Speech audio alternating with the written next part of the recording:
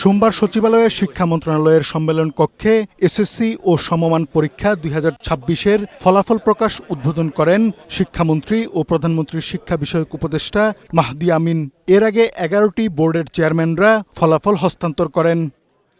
শিক্ষামন্ত্রী জানান, ১১টি বোর্ডে এবার পাশের গড় হার ৬২.২৫%। ১৮,২৯,৪৮৫ জন শিক্ষার্থী আমাদের ছিল, সেটা উত্তীর্ণ হয়েছে ১১,৩৮,৮৭৭ জন।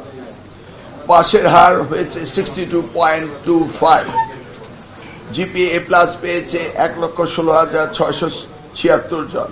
তিনি বলেন, কোনো পরীক্ষার্থীর খাতা দেখার ক্ষেত্রে অনিয়ম হওয়ার অভিযোগ পেলে সেই খাতা আবার মূল্যায়ন করা হবে।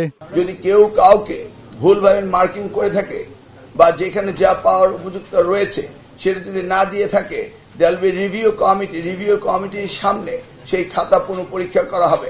এক্স্যাক্টলি প্রত্যেকটি ছাত্রছাত্রী যা প্রাপ্য তা তাকে দিতে হবে। সংবাদ সম্মেলনে প্রধানমন্ত্রীর উপদেষ্টা মাহদি আমিন বলেন, শতভাগ নির্মোহভাবে নম্বরপত্র এবং খাতা মূল্যায়ন করা হয়েছে। মাননীয় প্রধানমন্ত্রী যে নির্দেশনা দিয়েছেন, আমরা এমন একটা শিক্ষা ব্যবস্থা চাই যেখানে শিক্ষার্থীরা তাদের যোগ্যতা, দক্ষতা, সৃজনশীলতা নিয়ে বের হয়ে আসবে।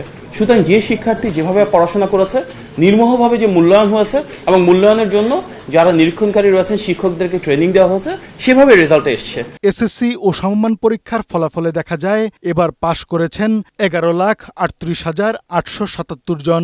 জিপিএ ৫ পেয়েছেন ১,১৬,৬৭৬ জন।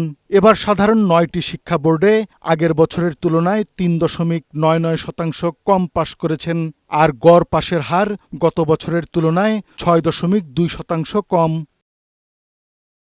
৯টি সাধারণ শিক্ষা বোর্ডে পাশের হার ৬৪.০৫%, মাদ্রাসা শিক্ষা বোর্ডে ৫৫.৪৯%, আর কারিগরি শিক্ষা বোর্ডে ৫৮.২%। সবচেয়ে বেশি পাশের হার ঢাকা বোর্ডে ৭১.৬৩%, আর সবচেয়ে কম পাশের হার ময়মনসিংহ শিক্ষা বোর্ডে ৫৭.৩৯%। সবচেয়ে বেশি জিপিএ ৫ পেয়েছে ঢাকা বোর্ডে ৩৩,২৫৩ জন। সবচেয়ে কম জিপিএ ৫ পেয়েছে বরিশাল বোর্ডে ২,৭৭৮ জন। একজন শিক্ষার্থীও পাশ করেননি এমন শিক্ষা প্রতিষ্ঠান ৩১২টি। শতভাগ শিক্ষার্থী পাশ করেছে এমন প্রতিষ্ঠান ৬৬৯টি। সংবাদ সম্মেলনে জানানো হয়, কৃতকার্য শিক্ষার্থীদের আগামী ১৫ই সেপ্টেম্বরের মধ্যে কলেজে ভর্তি কার্যক্রম শেষ করা হবে। কাজী ফরিদ আহমদ, বৈশাখী সংবাদ, ঢাকা।